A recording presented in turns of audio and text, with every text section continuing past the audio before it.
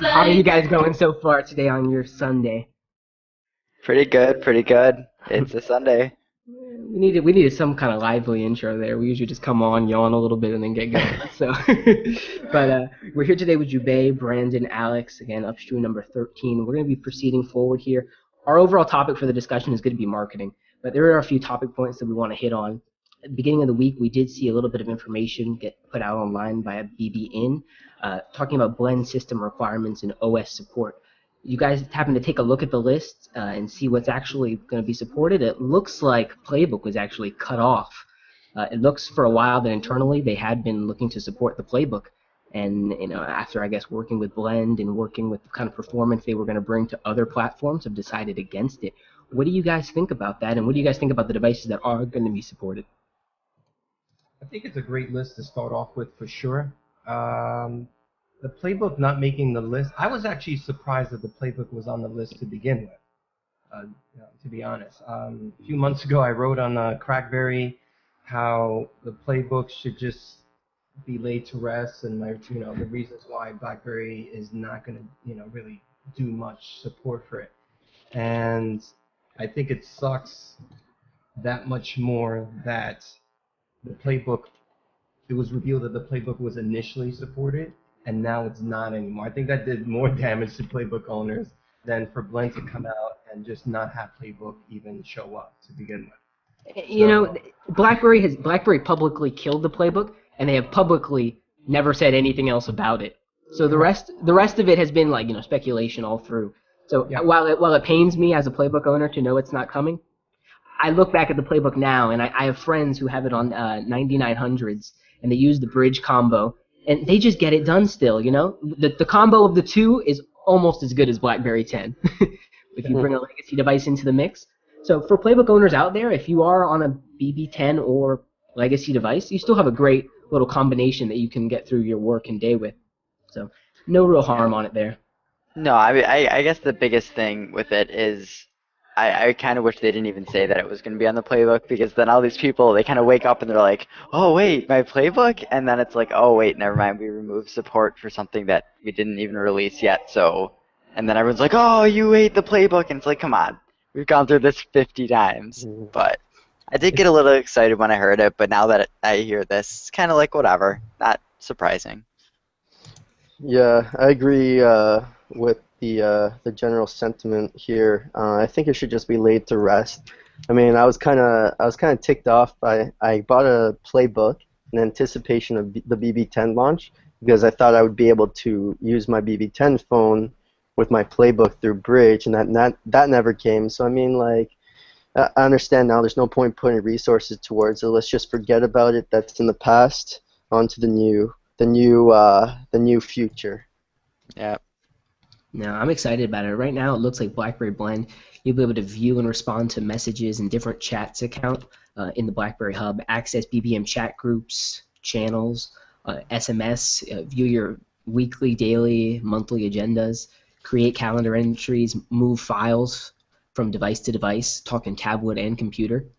And it looks as if, again, we've talked about this before, that Blend, Alex has mentioned, is going to really kind of take over what BlackBerry Link does for us on desktop.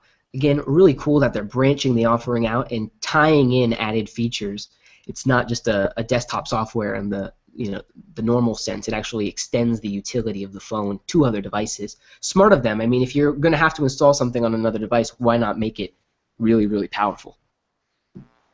I think that the whole concept of Blend is going to be really attractive to people who want to move over to a different platform and looking for something that's compatible with whatever they have.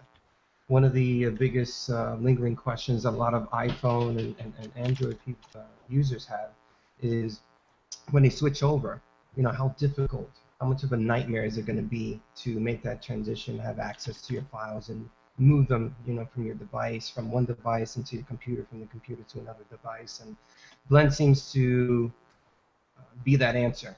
And I think it's when it's demonstrated on the 24th, I think it's going to be a big crowd pleaser for sure.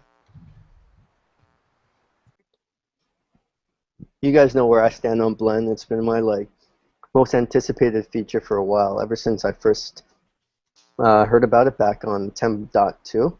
when Blaze was talking about it. And back then it was called Chat Blend. And so then I was kind of interested with it because I was wondering whether it was going to be that blend between BBM and text messages, similar to how they did it on legacy devices.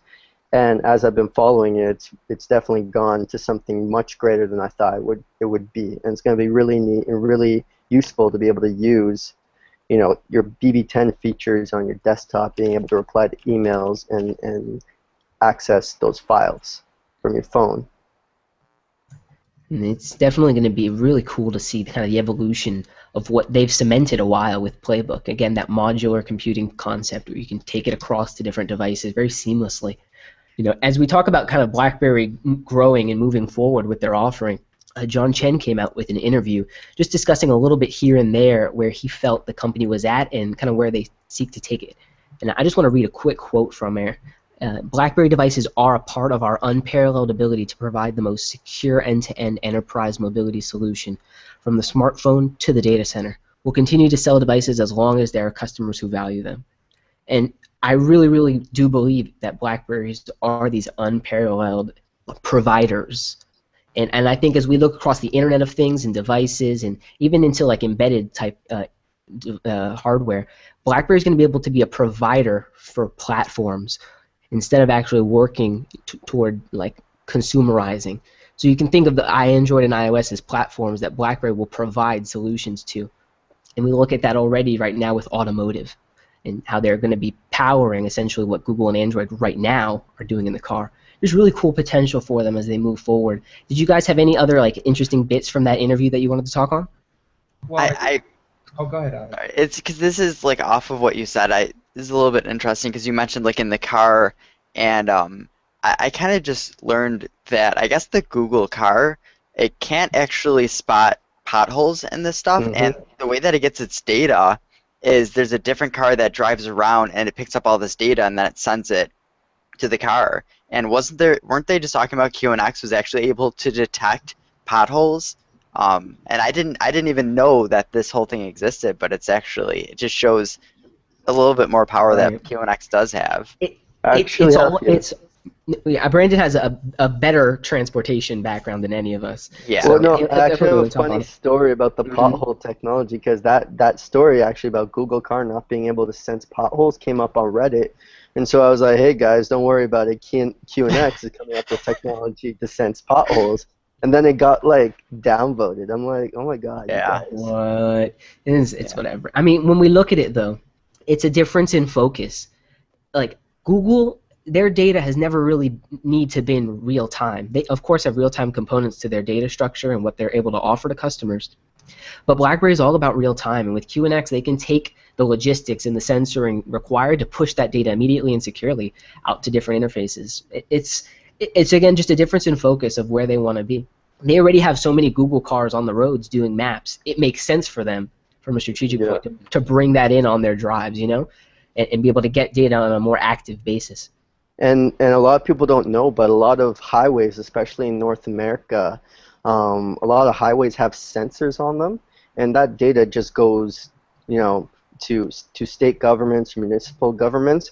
But if car manufacturers could get a hold of, traffic capacity, how much volume is going down a street, if a car could access that data and kind of process it, they can figure out which routes will be better or whether the capacity is being met, how good the infrastructure is working. So it's not just the vehicle side of things, but it's also the actual physical road side of things that this technology will help with. Because if you have pothole sensing technology, the cars will send that data back to cities and other governments that can get that information and be like, oh, there's a whole bunch of potholes here. Maybe we should send someone out to fix it. Yeah, that really goes on top of Project Ion and what BlackBerry's trying to leverage with that. And even as far as the vehicle technology and stuff, with the QNX, underlining these vehicles, there's even a possibility where the vehicles can talk to each other. There's an accident on the road. If there's like anything happening, the cars can communicate with each other and communicate with with the owner on what's happening. Diagnostics, that sort of thing. But going back to what John Chen's business line interview that James brought up, I'm glad you read that quote, because one of the big sensitive or most talked about topics with BlackBerry fans is devices. They seem to always think, for some reason, that BlackBerry is going to stop making devices, and they don't understand that devices is such a key component for BlackBerry as a whole to offer that, end-to-end mobile solutions for everyone. And it's great to see that he came out and spoke on it, and that he is moving forward. And what was it when he first came out? He said 50-50. He gave the company that was the percentage. Yeah, 50-50. And then he moved it up to 80. And now recently he was like 100. Like, we completed our transition. He's 100% confident that this company is going to move forward in a very strong way. And yeah, in his interviews, he'll say, well, "I'll never say 100," but then he laughs. Then at the end, he's like, "Cause I can't," Yeah. He's there with it, and what I see coming through that is a message that they're going 100% at what they're trying to do. I mean, they seem to have put every card they've got right on the table and have put it to work. And I'm excited to see again them push forward. What kinds of devices are we going to be seeing in 2015? Like think about that, guys. If the Passport is their staple of innovation, like, what's next? Is the ante going to continue up? Yeah, because even when I covered the event for BerryFlow at the Security Summit here in New York, that question was asked: what devices are you working on that we can anticipate next year? And before any of the C-level people were able to speak, they were quickly cut off by the PR. And you can tell that they were really excited about what they're working on and what's going to come. They did say, in response to that person from the media, that look at the Passport. You can anticipate that kind of innovation in the future coming from us. So that's exciting. BlackBerry start of 2016 is going to whip out a Surface-type device and kick everybody's ass. I'm calling it now. Let it be known. Do you guys think that the Passport is going to be like a new age of kind of pushing, doing a bit more, what's it called, being a bit riskier with the design of their handset devices? Do you think that we're going to start seeing some more, not so conservative designs, but still classy, but at the same time a little more oomph to it, I thought the Passport design wasn't that risky at all. I think they do such an incredible amount of research and intelligent design behind their devices, and they created something that just no one has really thought of yet. And the risk, to me, isn't whether it's going to sell or not. I don't know. I don't know exactly what I'm saying, but I don't think the design itself was a risky design. Yeah. Because I agree with that too. I mean, like, what's different about it is, how it's laid out with the keyboard with 3 rows, and it's a touch keyboard, and the size of the screen. But in terms of like the actual materials, if you look at the side, it looks very similar to if you were to take a Z30 and look at it sideways. It's got that same metal boundary, right? Yes, and I just think that their challenge is presenting the device and their innovations in the way that helps people understand. It's like, wow, this is this is a more intelligent. This is the exact tool that we need. Everyone was conforming to these devices, and now BlackBerry is making innovative devices that meet the demand on specific markets, and it's just a smart way to go about things. Yep. It's not not anti, but you know how Apple will make the one phone and it's for everyone in the world? BlackBerry's taking a different approach to that. It's totally from another corner for them. And like we talk about the Passport size as being one of its biggest, differentiators in the market, but it's also this keyboard. It's this keyboard technology, this capacitive keyboard technology, and it's existed, of course, in different like laptop forms, like one of these, But to miniaturize that and put that on a mobile device and make it an intuitive part of your operating system, even extending, giving you that 4th row so you can have adaptive, contextual-based textual inputs, like, that's crazy. And you can imagine if they were to bring something like that to a different kind of hardware, maybe like a flip book, like a notebook or a clamshell device. We don't know what they've got going on in their heads. I mean, we've seen all sorts of devices from BlackBerry, but they keep it concise at the same time. Their portfolios aren't absorbent. like Samsung's. They keep it concise, Yeah. they keep it smart. So as Jubei said, I don't see a risk in the Passport. To speak on your question, Brandon.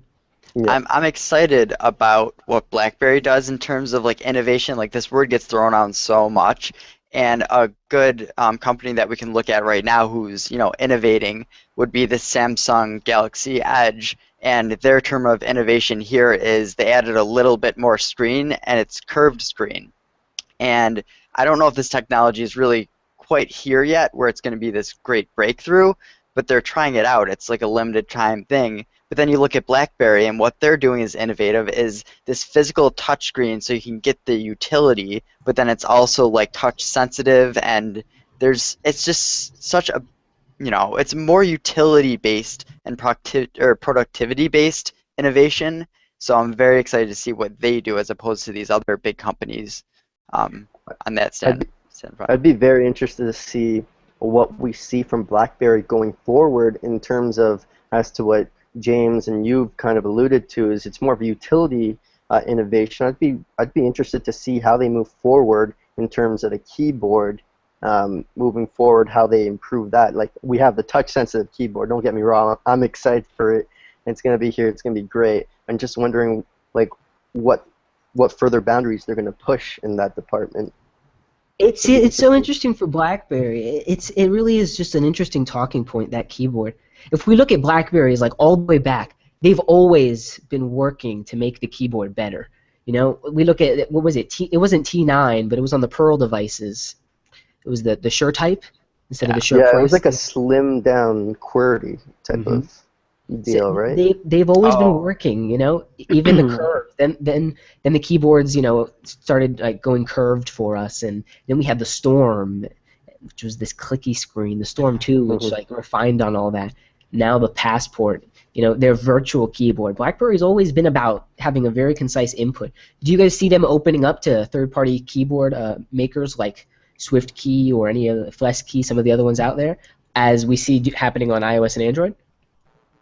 I don't really think it's necessary. Is the desire, is the need there? Yeah, and I agree See, with you on that. I mean, I know a lot of people do want customization, and it's extremely interesting to see, for instance, iOS finally opening up to the third-party keyboards.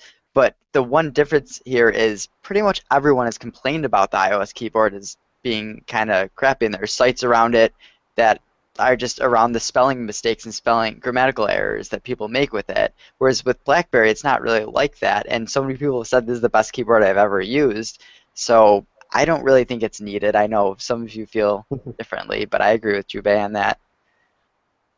see, the way I look at it is you go into an office place today and you've got the IBM machine there, right? That desktop machine there that's doing all the work. But at the same time, you have the keyboard. And I'll often go through my office and I'll see 10 people with a few different keyboards through there just for the ergonomics of working on what they're doing. And so it's really the way I find it is that the keyboard, yes, BlackBerry has some of the best keyboards and whatnot, but it also has an even better OS and operating system and the whole phone around it. So maybe some people might like that whole phone around it, but not necessarily like the keyboard. And I don't see any problem with providing choice, especially in a virtual sense when it comes to touch keyboards. I think it's a good point for them to work on and look at when they got to listen to their customers, and so far they've been doing a good job of doing that. So right now, I think focusing on that core experience for them and having a deliverable that is unique from everything else, not trying to be the same as everything else, will be a strong move for them forward. Alex, could we pull up Brandon's application, Penguin? And I want Brandon to speak on it. It's a really cool app. You can do a lot of cool things with it. I'm going to lock us on Alex right now. All right.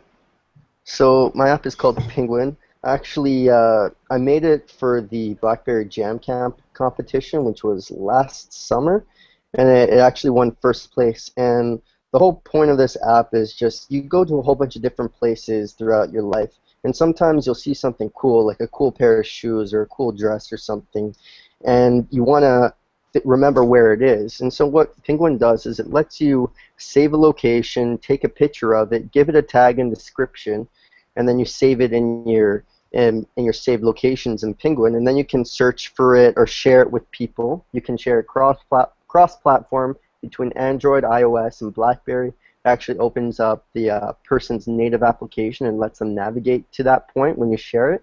And it's just a great way to kind of organize your locations where you go and whatnot. I've also added in my recent release, you can actually back up in your saved locations to disk and export it to the cloud or what have you. And it's also got Pebble integration if you want to save locations on the fly without actually having to open your phone.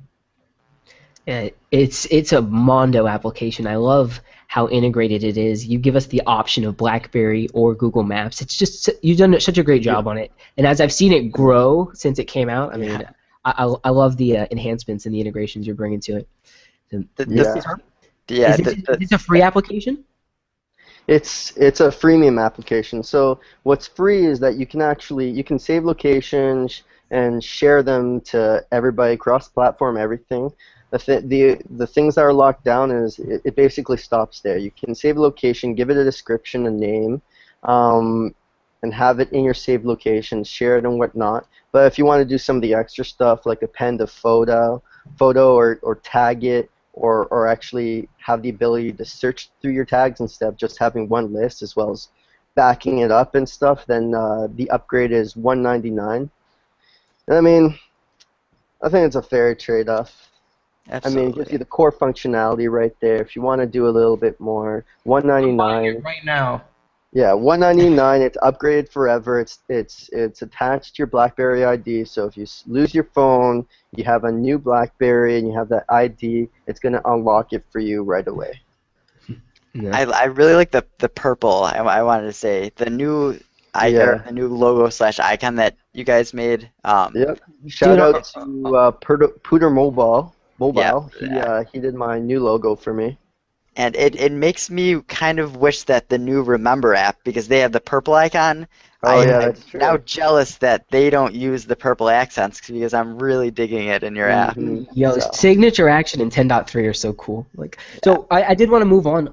We did have an announcement recently of Stella, Angry Birds game coming out from Rovio, all 4 platforms at the same time. And BlackBerry 10 was included in that mix. What did you guys think about it, that we actually got a game, so we got something notable day one? You didn't close that out for branding. Make sure to download Penguin today. All right, now we can go into the... It's available on BlackBerry World, not Amazon App Store, just make sure. Oh, yeah. Done. All right. Angry Birds, Stella. What do you guys think? Why do you think they included BlackBerry 10? Because it was so easy to port to, or because they're trying to show some goodwill? I'd like to see more developers going like, I'm not even going to bring this shit until everybody gets it. Just be consistent. I'll tell you a funny story about Angry Birds. My mom, she's my mom and stuff, and she has a BlackBerry, and she doesn't really play games. But one day I came home from work, and the house was empty, it was silent, and all I heard was like the woohoo, like it was like the Angry Birds sound. It was my mom playing Angry Birds on her Q10. So I mean, it's nice to get these nuggets every now and then. Stella coming off right at the opening of at the launch of the app, having it on BlackBerry 10. It's a nice to have. I don't think it's necessarily live or die for BlackBerry to have them, but it's always great to see that support from a big developer like that, like Rovio.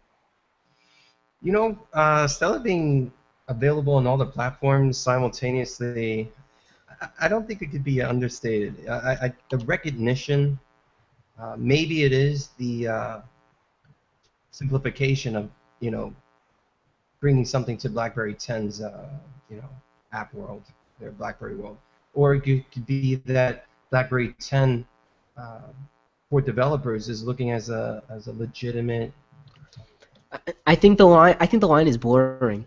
I honestly think the line is blurring for them. When they look at the App Store and the ways they can target it, I mean, who's to say that this Angry Bird Stella isn't a wrapped-up Android application that just looks and feels native, and we're running it on, 10.3 on our test devices. These applications are actually some of the easier games to actually port natively to BlackBerry 10 because, as you may know, the Unity game engine actually can export directly to a BlackBerry 10 Yeah. app. So that's why you see a lot of big games coming to BlackBerry 10 more so than big name like normal applications to BlackBerry 10 natively. Okay. Well, regardless, I think it's a great trend. Well, it's a trend that I hope picks up, where people could, Yo, start. if Android developers just like noticed the platform, they could so easily get into BlackBerry world. I get the Amazon App Store deal. I get why it's necessary. But at the same time, like I use Snap. Yeah. I don't really use the Amazon App Store, even having it preloaded on my device. So for me, it's a trade-off between what the OS can do, what the core competency is, and then what it also offers on top of that. So for me, Yeah. I just like the APK installer in Guardian, but that's just me. Yeah, well, Amazon store is for many consumers such a iconic, recognized brand. They turn on their device, they see Amazon. That's already a trusted, huge, company. So for Yeah, guys I'm like trying. us, our options are Snap. The first thing we think of Yeah. is side loading those things. But for 99% of those other people out there, they see Amazon. It's a win for them. So I'm trying to think of. I went to the Amazon store.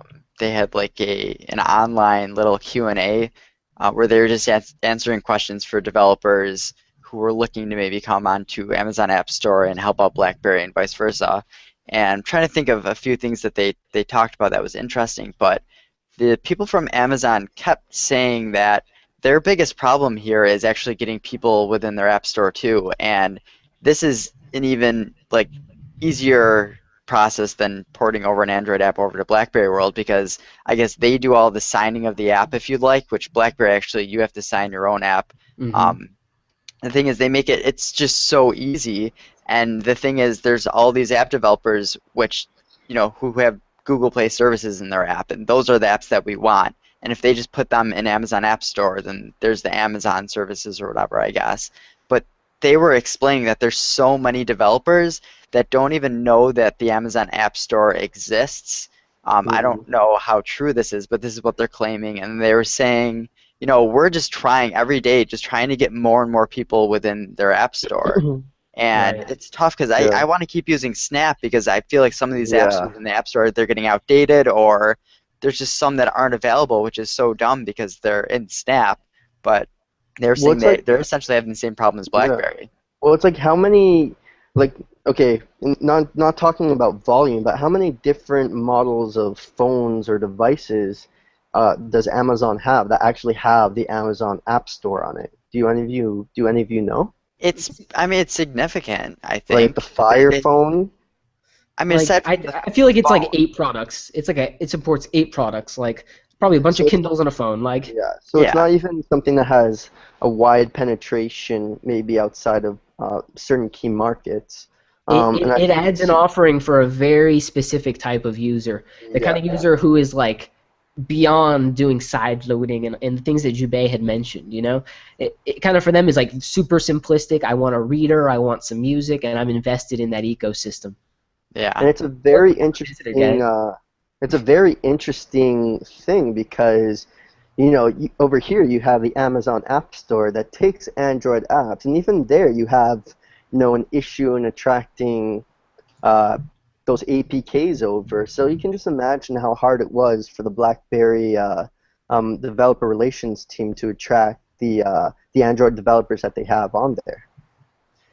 Yeah, it had to have been a big fight for them, even to build the app store that they have and the consistency. It's almost like a prying for relevance in this mobile market, especially if you're going after like a consumer space, having apps. It seems to be like, that staple for everyone. Well, we do have a new guest here. We've invited Dylan in. How are you doing today? Good, Dylan, good. Can you hear me? What's up? Yeah. Yep. Okay, good, What's good. up? is this on? Are we live? I think so. I mean, but we were kind of discussing just a little bit of the variance and what BlackBerry's doing. I want to transition though and talk about the Classic. I know it's kind of come out in pictures. I don't know if BlackBerry's sweating the fact that they have brought the Classic out. You guys seen it in pictures. What do you guys think of the Classic versus what we're seeing from the Passport device? Dylan? Sorry, what's the difference, right? Yeah, what do you think the big difference is for BlackBerry users or people that are going to be looking at these devices?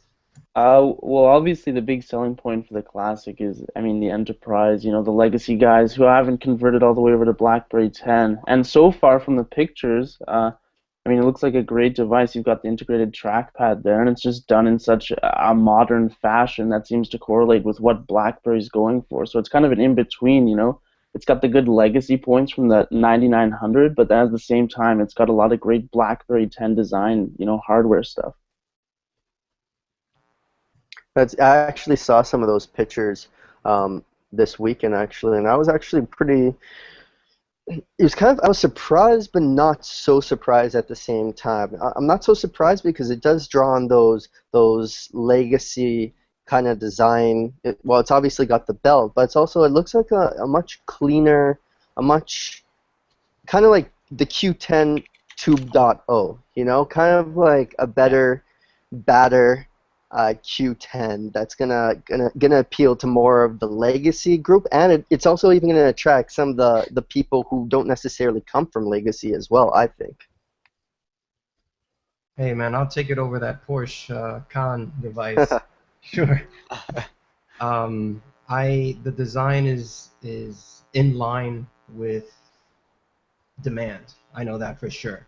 And they've done it in an intelligent fashion. I think that with the specs and the design, they really hit a home run with it, and it's going to do extremely well. For those who miss the trackpad, they'll have something. For those who have the legacy devices, now they can transition over.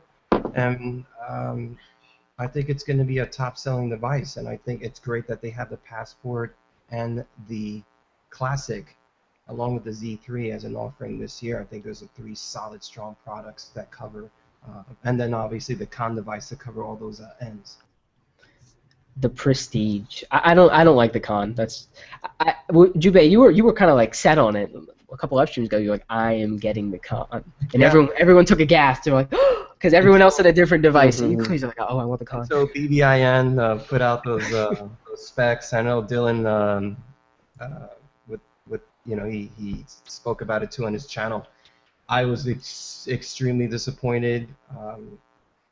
The Classic, I think it's just a superior device on specs alone, and then you put the just like that tool belt on there that really just adds to the productivity and the efficiency. I spoke to someone who no names had access to the Porsche design device, and they said typing on it is a little bit of a nightmare because the keys, the way they're designed and how they're placed together in the frets is not conducive to being accurate and efficient.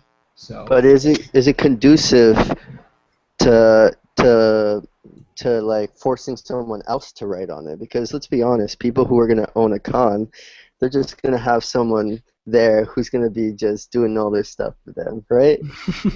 I don't know. That's your life, Brandon. I wouldn't know about that.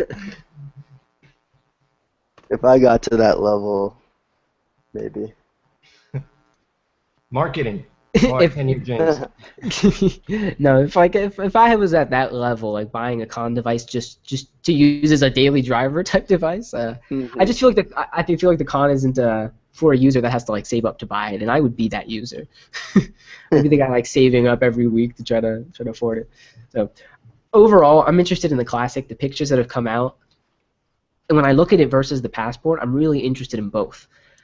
Which one are you guys leaning to after seeing these new photos? I know Alex is like Passport. What do you mean Classic? Why would you side grade your device? Alex coined that term. Yeah, we had a little discussion this morning in the group about that, and it's kind of like right now I would recommend the Classic to my stepdad because he's on the Q10, but like looking at the specs, it's like the same specs as the Q10, and it's almost like I don't want him to use his 2-year upgrade on a device with the exact same specs just to get the utility belt.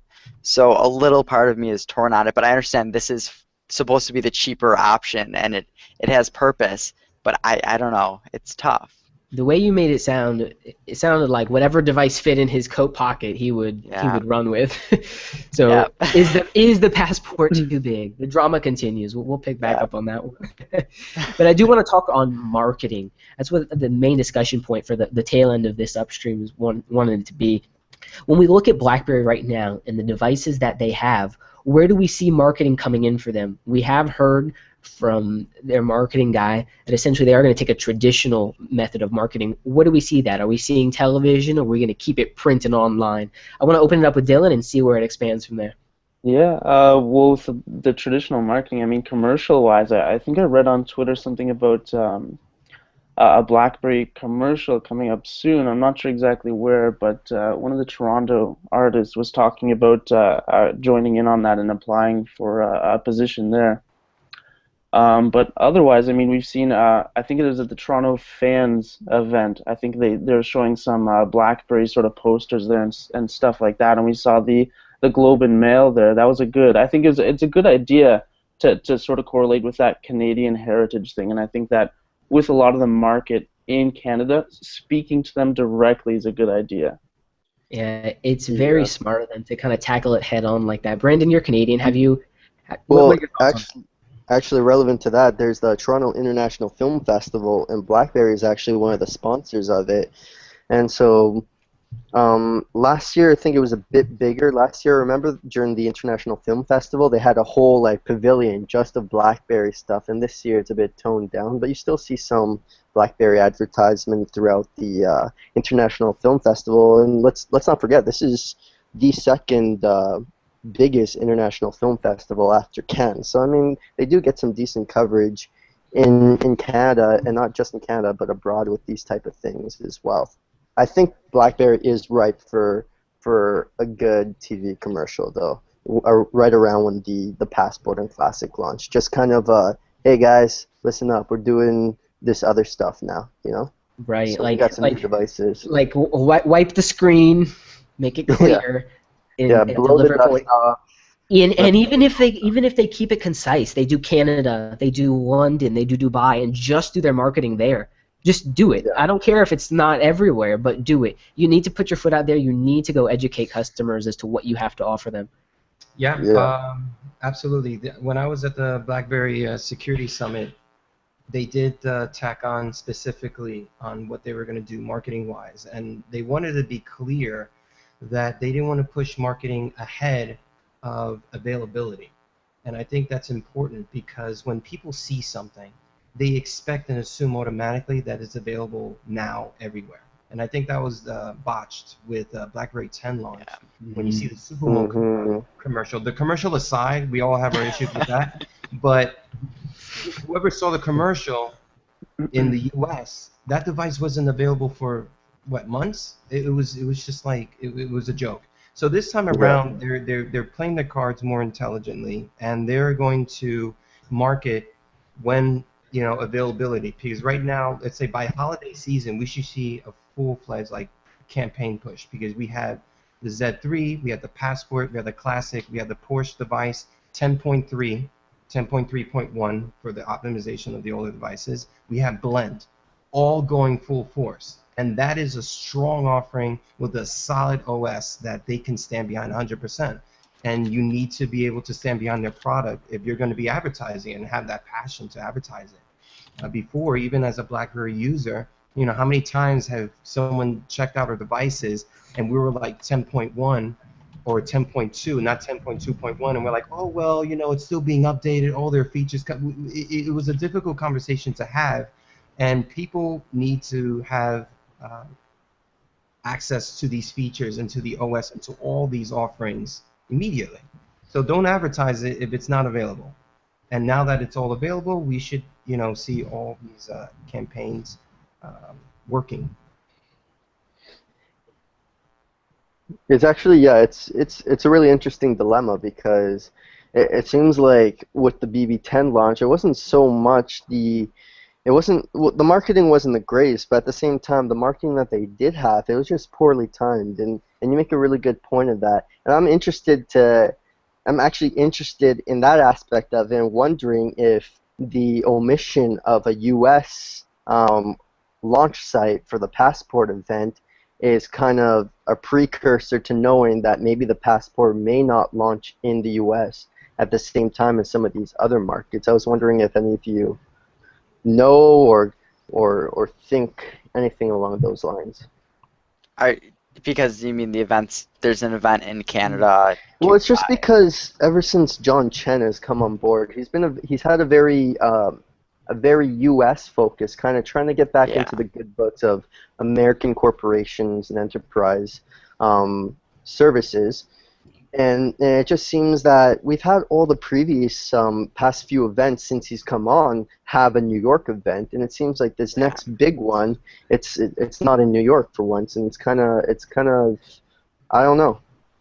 Dylan. That's true. Yeah. Well, I mean, it's hard to say, right? With the U.S., the market share right now, we're looking at, I mean, what, under 1%, I think, at the current standing. And I mean, that's difficult. Do you invest the time and money into putting a U.S. launch, or do you go with where the market's at currently and try to build all the emphasis and excitement there and let it just sort of generate and spread? Um, I absolutely agree. I agree so much with that statement. It's like Sure. go where the money is. Like absolutely. Yeah. Go where the money is. Like right now, BlackBerry has the propensity to walk up to enterprise doors, knock, and be like, "Hey, we'll sell you 10,000 devices for X price." It's like it's so much easier to fight that battle than fighting for every single consumer over every bit of marketing dollar. Well, Just you know, go to the business, get it done. I covered that territory when I wrote why consumers are in a back seat with BlackBerry over for M4BB. I don't know how many people read it, how many listeners or whatever, but watchers. But you just spoke on that exactly, James. It's just about where the money is, and are they going to throw out enormous amounts of cash trying to compete with Google and trying to compete with Apple, who spend billions of dollars in marketing alone in the U.S. to try to convince someone to switch over? Or are they just going to naturally go with the flow of things and say, you know what, these markets are waiting for our devices. We already have a strong foothold in them. It's an easy sell. We don't have to spend that much money because, what else are you going to do? Right. So That's yeah. So I just want to ask one quick question to Jube. Being a Canadian, I always had the perspective that BlackBerry is probably not very big in the States. It's obvious based on the numbers, but I always held on to the idea that in key places like New York, Washington, and LA potentially, you'd see uh, a higher number of Blackberries in those specific cities just because of the nature of those cities with government in Washington, with all the corporations in LA and New York. I was just wondering if you can speak to whether you do see more Blackberries in New York just Well, from yeah, observational. great point. In the key cities, New York, I live in New York City. It's a business town. You see a Hmm. lot of BlackBerry devices here. You also see a great number of other devices as well. But it's Yeah. not an isolate. It's not when I see someone with a BB10 device, it's not a shocker. It's not a surprise. Yeah. That's just the kind of city. But you're absolutely correct. And to that point, BlackBerry did say that they were going to open up retail stores. Remember the one that they mentioned in Washington D.C. to cater for to those to their clients, to those Yeah. customers there. And they're looking to open up one in New York and major cities around the world. It's a slow Hmm. process, but they do want to have an established physical presence for consumers in key markets, and you're absolutely correct that only in certain cities will you see that. They're not going to right. be Yeah. opening up a store in Oklahoma. Right. They're going to stick to where the money is, where the business is, Yeah. and move from there. Right, like they've got a nice little setup. It's actually like a store built into the Dubai Mall. Like they've got it right where it matters. It's like the biggest mall in that region. It's crazy big. It's cool that they're being concise about their layouts and rollouts and execution on those different points.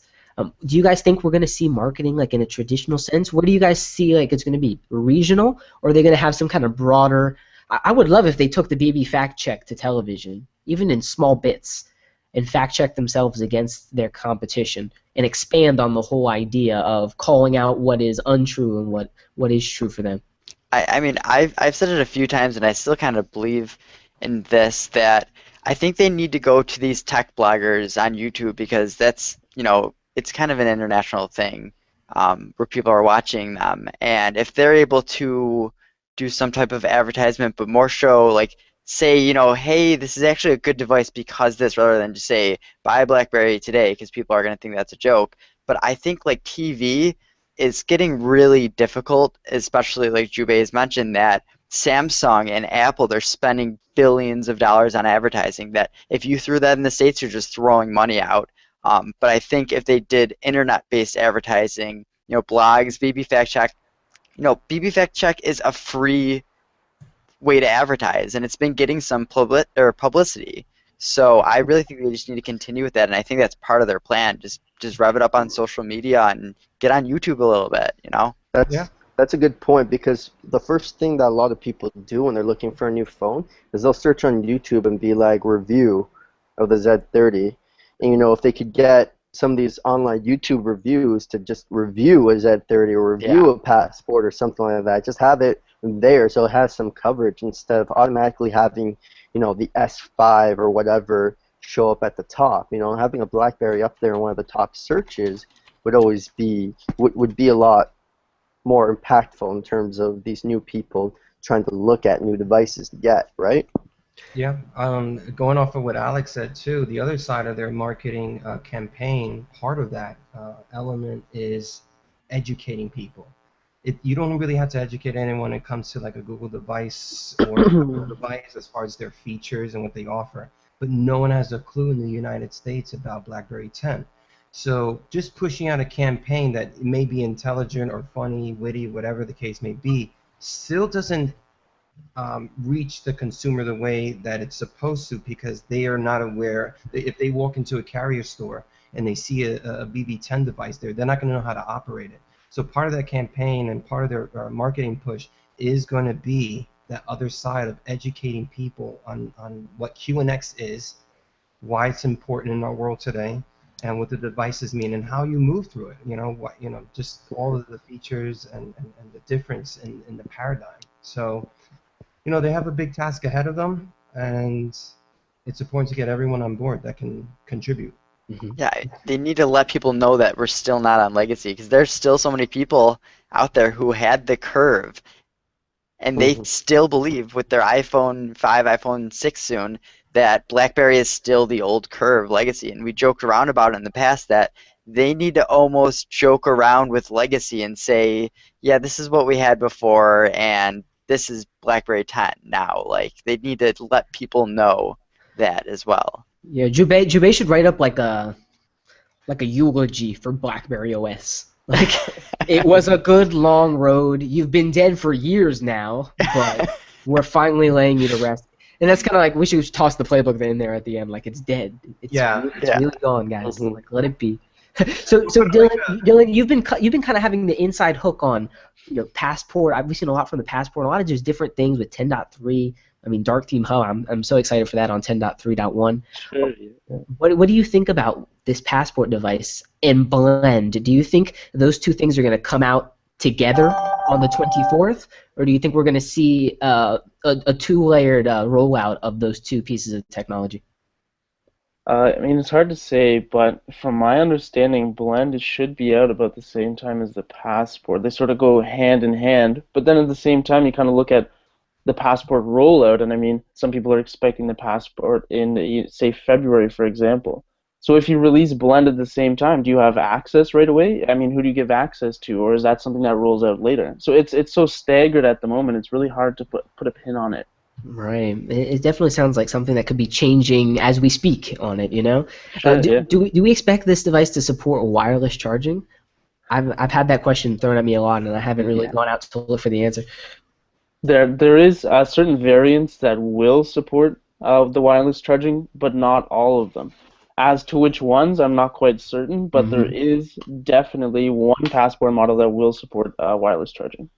So I mean, right, like the Z30. Kind of yeah, we saw it a bit in the Z30, but that was like one variant, and it was sold, I'm pretty sure, exclusively to Verizon. So I mean, it wasn't something that was broadly sort of sold or necessarily even an advertising, standpoint for the device. So it's hard to say what they're going to do with the Passport at this point. We've also heard rumors from over at N4BB that they may have a premium version and maybe a limited edition version of this Passport as well. It kind of makes you wonder, like, how good do they have their supply chain control right now that they can play around with so many different variants of devices and make sure they hit their customer wherever they are. Sure. Yeah. It just kind of makes you wonder how forward-looking they are on these projections and whether they're going to bring out these devices. Do you guys think we'll see a couple variants high-end of the Passport device, or do you think they're going to keep with the black-white standard editions? I think the high-end market with the Con and stuff, from my personal perspective, I don't think they'd want to be stepping on their own toes by having a super high-end Passport compete with the Con. So I think the Passport's going to be basically just the Passport how it is. They might have different color variants, but I don't think they're going to have like luxury variants of the Passport. Just because of, like I said, with the Con, they don't want to be competing with their own devices in that regard. I mean, they brought about a limited edition white gold Q10, special edition or something of that nature. True. But they brought it out, again, not at the same time, but a couple months on. And hardware people do this, OEMs do this. They'll bring out a red device to a specific carrier. The HTC One came out in red and blue for Best Buy. So you can imagine maybe they would want to partner and do something forward. They're already partnering with Porsche for that, high luxury end.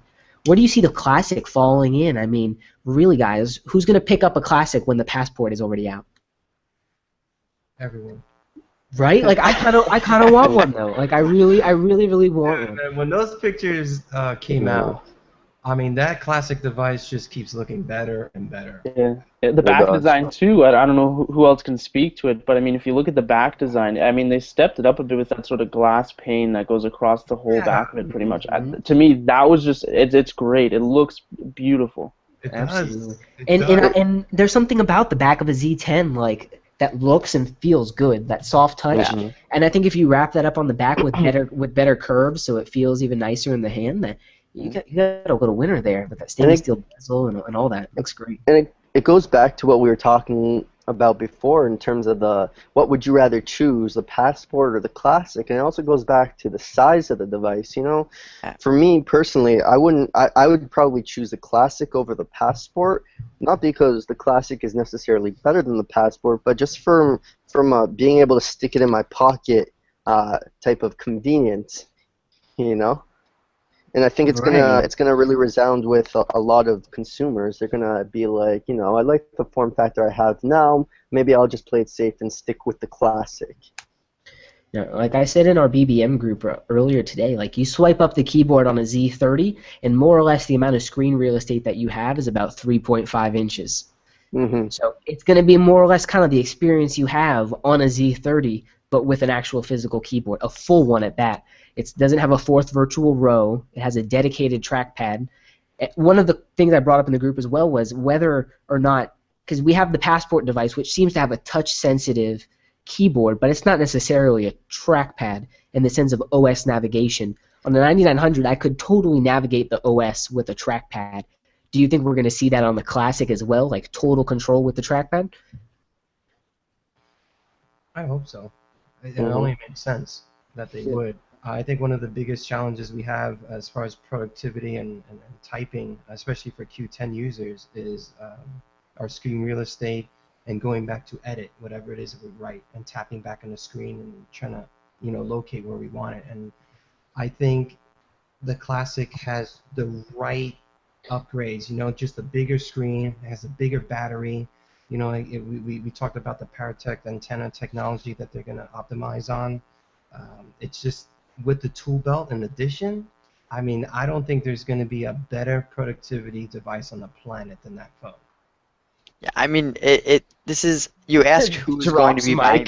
Yeah, you ask who's going to be buying this device, and like I had mentioned when I met up on Craigslist selling my 9930, the guy actually said, I've been stocking up on 9900s because he's like, this is a device that I like and I feel comfortable with it, and when it dies, BlackBerry's not really selling them anymore, or at a reasonable price, if you want to say that.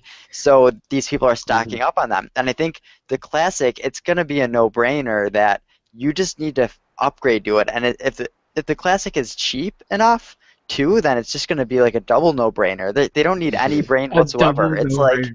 yeah, like it's just that is the device you're going to learn BlackBerry 10, and then by that time the Passport 2 will come out once they're comfortable with BlackBerry 10, and BlackBerry will convert them to Passport 2, and it's just Well, they have a you talk plan. about the price point, Alex. I'm thinking because we looked at the roadmap last week on Upstream, the last episode of Upstream, and we showed the N4BB put out like a roadmap internal thing on Yeah. the devices.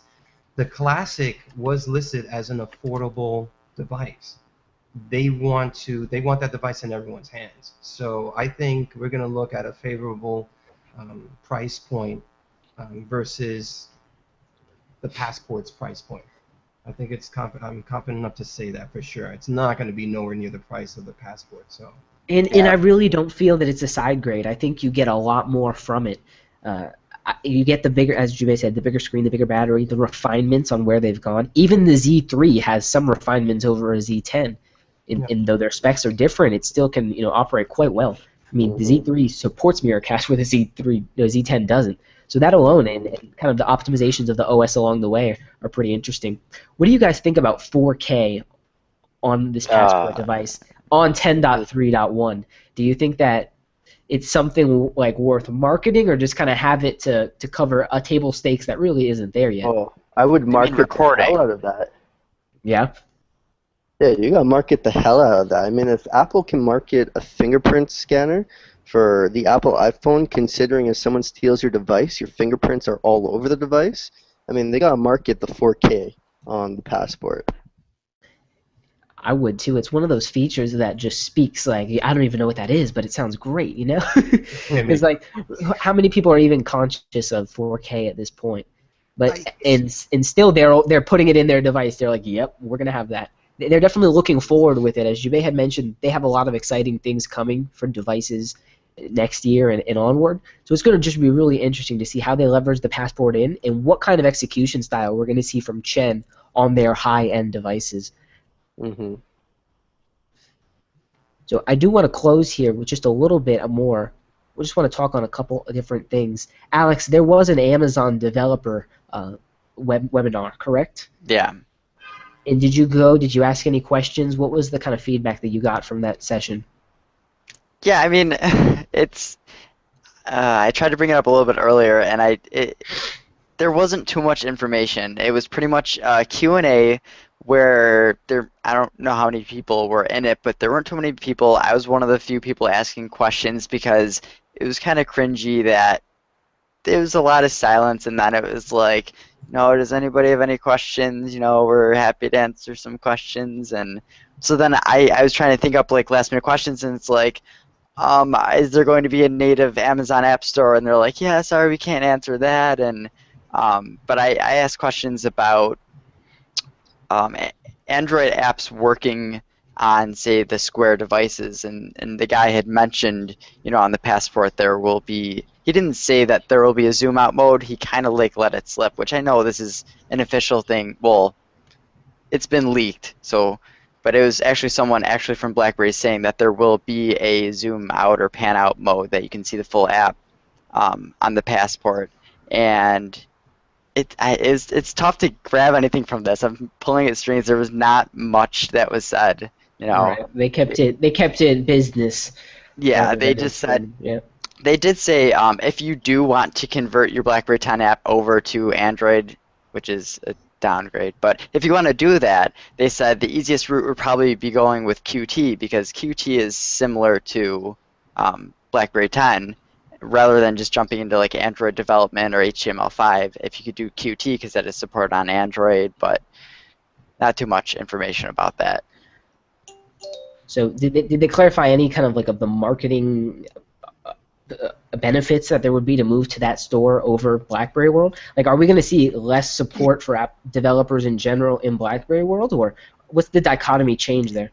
So Amazon just kept saying over and over, they said, we're Amazon, you know how much like data we have. We understand like you bought this app, here's a recommendation, and this recommendation is not going to be crap because this is literally what Amazon, this is their bread and butter. When you buy something on their website, it gives you recommendations that other people have bought based on your previous searches. Like they have just insane amount of data. So they're trying to say if you advertise in our Amazon App Store, then you will get your app found more, and we're more than happy to, promote you. They're just really talking at the key points where they can help you as a developer.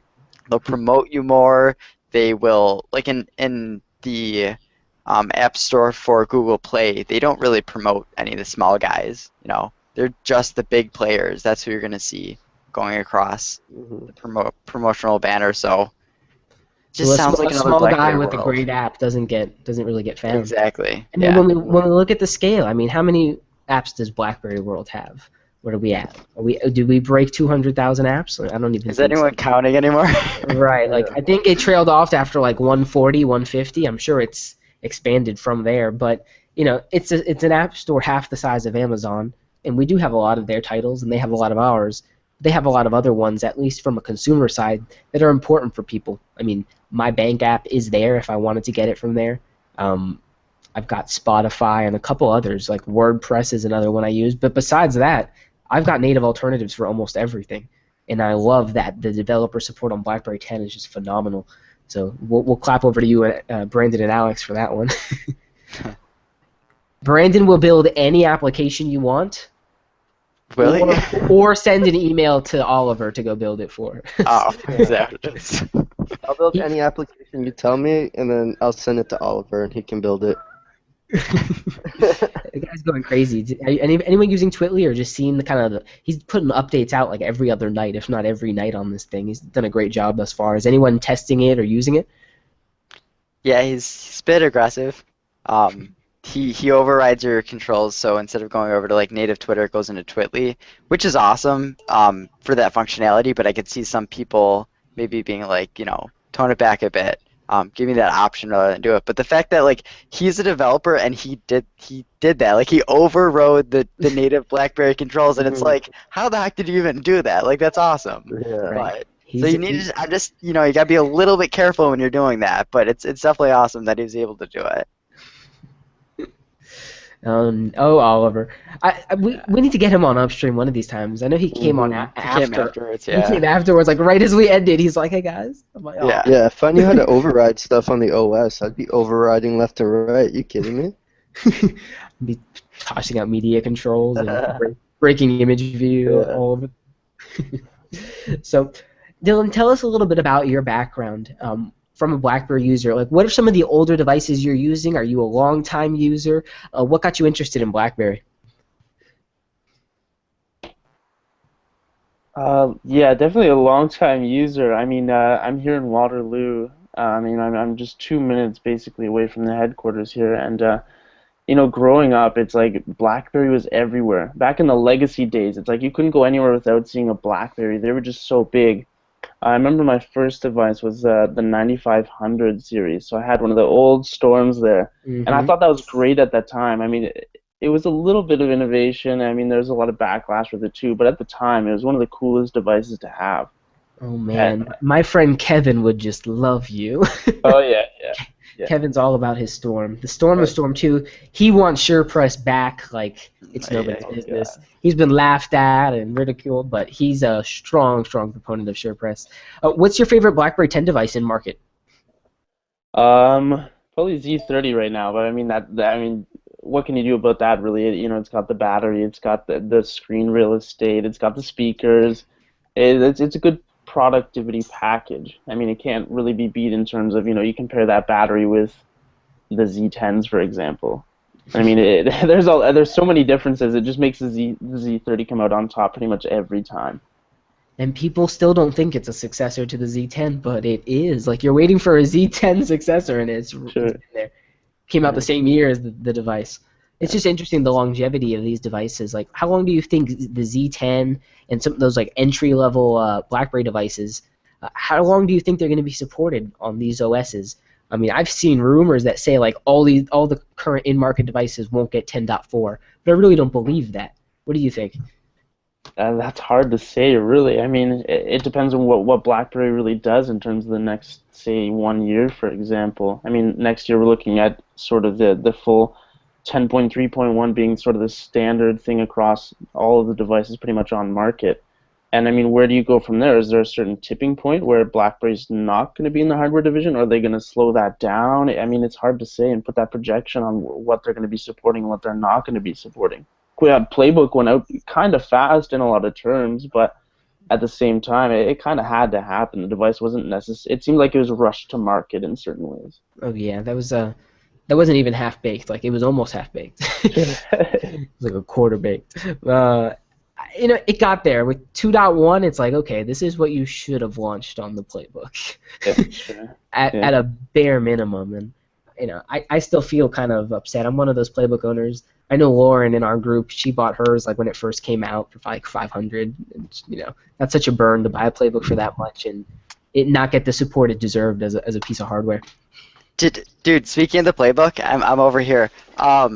BlackBerry, they made us spend our developer credits or whatever, and I had ordered this backpack a while back. I ordered it a while back. It's a nice BlackBerry backpack, and then I ordered another one because I'm like, hey, if we have to spend these points, I had like 2,000 points. I was like, I'll get another $60 backpack. So they sent me that. They sent me a hat. They sent me like the thermos or whatever. And then they're like, sorry, but we ran out of some of the stuff that you ordered, and hopefully this is good enough. So they sent me another playbook. So now I have another. It's like insulting. I was like, I kind of actually wanted the $60 backpack over this $120 playbook. So now I have two playbooks. I told my mom, she got all excited though because she uses my stepdad's playbook. She was like, are you going to get rid of it? We're going to do. She's like, can I have it? So at least I have a use for it. Yeah, it'll find a It's funny. I actually ordered my stuff for the points like a month and a half ago, and I've yet to get anything. You're going to get a who knows? playbook, dude. What did you order? I ordered like a couple of fridge magnets. Maybe I'll get like a got couple those. of playbooks instead. No, yeah. If you order a backpack, they'll definitely send you a playbook, though. Yo, there's naked dudes walking behind me. Like, what? What? Raziel's in the chat, like, yo, what's going on there in the back? I just put it as like, is he white as sin, or just like, what's going on? No, but it's I'm just really excited to see kind of like where BlackBerry will move forward here. They've got so many different points that they could market on. They could bring a strong message going forward on that. Brandy, you're killing me in the chat. I looked down at that and I just like lost it. No, it's going to be just really interesting, as I said, to see where BlackBerry is going to move forward with this.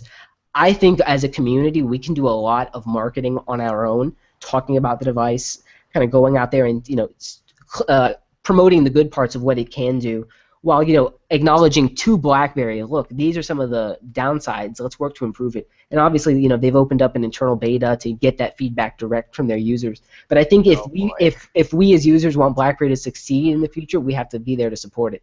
And I think the support that kind of goes across is multifaceted. We see people putting videos out doing this. We see people giving information here and there. And I know we see N4BB leaking something new like every week at this point. It'll just be interesting to see how we as a community can contribute forward and make sure BlackBerry gets the promotion that it needs and continues getting awesome native applications like Penguin, Brandon. Yeah, Penguin. Buy it today. Buy it today. Buy it right now. If you're still listening, you should have bought it already. Like, what are you waiting? Or at least download it. It's for free. I mean, what's stopping you?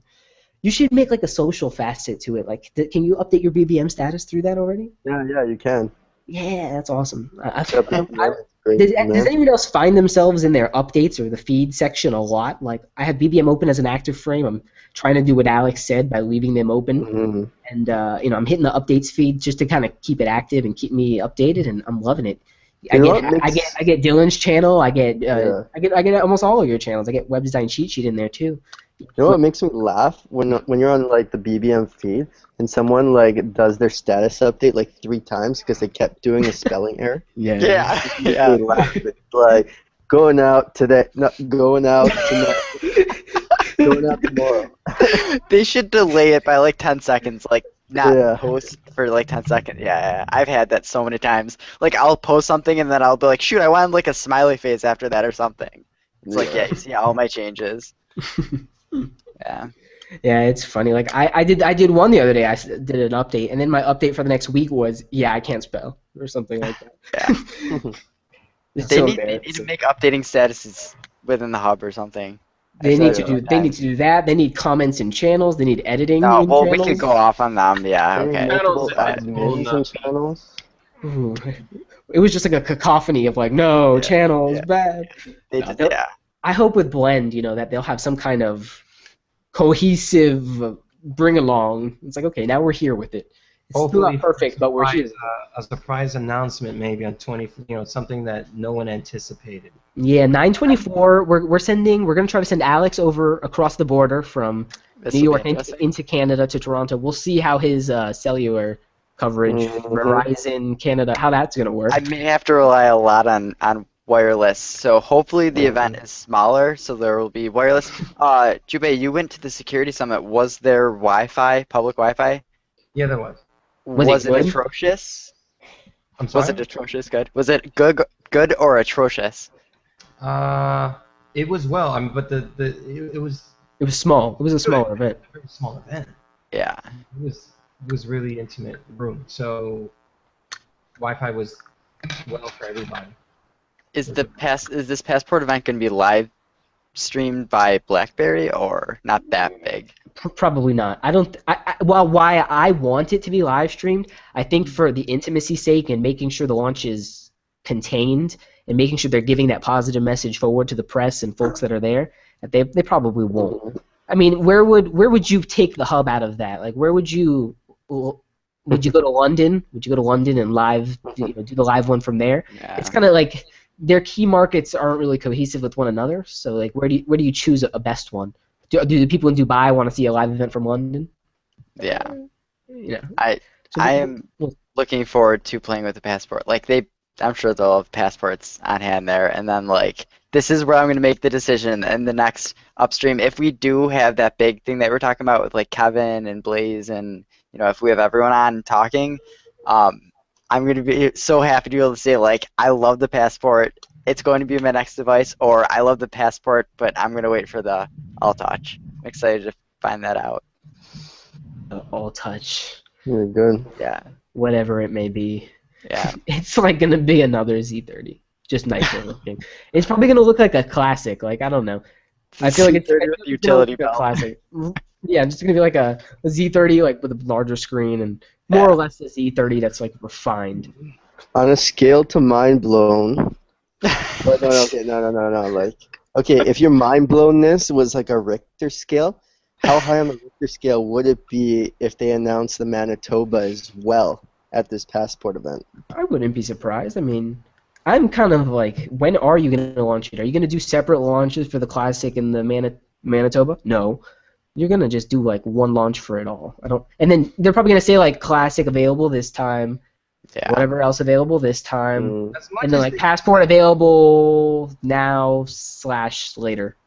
Yeah, as much as they can pack into one event, because this whole fragmentation of just like various launches scattered throughout, like I know what Dylan was saying, are they gonna in fact launch Blend with Passport? It makes sense. Why would they launch Passport that has the Blend features? We all upgraded, into the Leap. We have the Blend already in there, app in there. It's like, why are you gonna stagger all these launches? It just makes sense to just have one launch where you cover everything. So when the holiday season comes, which is a critical, if they're gonna make huge sales and push the big marketing campaign, it has to be all out there equally. I mean, yeah, this has been asked a lot, many times, but I'm curious what you guys think about it. Do you think that the iPhone 6 launch is going to interfere with this whole Passport event? Not at all. Yo, it's like not at all. Like interfere. Yeah, I don't see it taking any attention away from the Passport. Yeah. If anything, the Passport will take attention away from everything else that launched before it, because it's like, what? BlackBerry's, Yeah. they're still. Didn't we kill them like 3 years ago? Yeah. No, it's like I can't wait to see like whether they're gonna put this device out to, as you said, like tech bloggers in America, The Verge and Techno Buffalo. Or are we gonna see these guys with passports like, oh, here's a hands-on with this enterprise-focused device that no one will buy? Like, are they even? Don't give it to do Boy I will Genius. say the event is on a throwback. I mean, on a Thursday. So it could be a Yeah. throwback Thursday. Yeah. What would they throw back to, Brandon? I don't know. Maybe a passport too. Who knows? I just Really? tossing shit out. What if like on the 24th they're like, so that device you've seen doesn't Doesn't look anything like exist. what we're about Yeah. to. Oh yeah, that's not that. We actually built another Z50. Here you go. Yeah. No, but I'm definitely looking forward to it. They've got a concise kind of market or two-market strategy right now. Chen's doing a lot of good things inside. What do you guys think of Chen so far? He's been here a little over a year. Am I correct on that, or not even a year yet?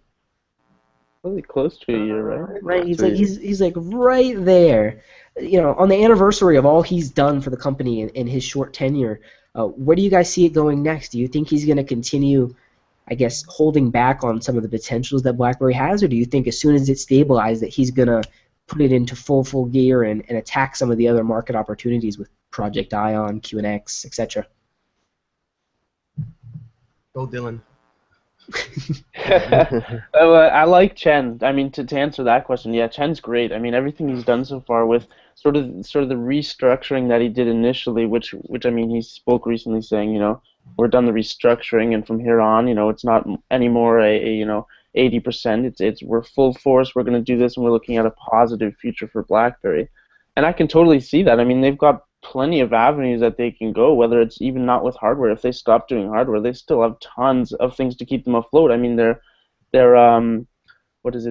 portfolio of patents and such like that. I mean, even those things alone could keep them afloat for a while. But what he's doing seems to be good. And I mean, he had the new COO there, and I mean, hopefully we'll start to see a lot of better, customer relations. I think that's what really needs the emphasis right now in their hardware division, because you go for help with your BlackBerry, and unless you're going to a third party, it's hard to get that help you need. Especially with the complex enterprise systems. Like I was talking with Blaze over at a Crackberry, and he's like, I mess around with both admin panels of the Cloud Bez and BES 10 and all of that. And he's messing around with it. He's like, I don't even, like, I've scraped the surface of all that it can do. It's pretty complex and robust. So absolutely, they need that technical support, especially when you've got thousands of devices that you need to manage.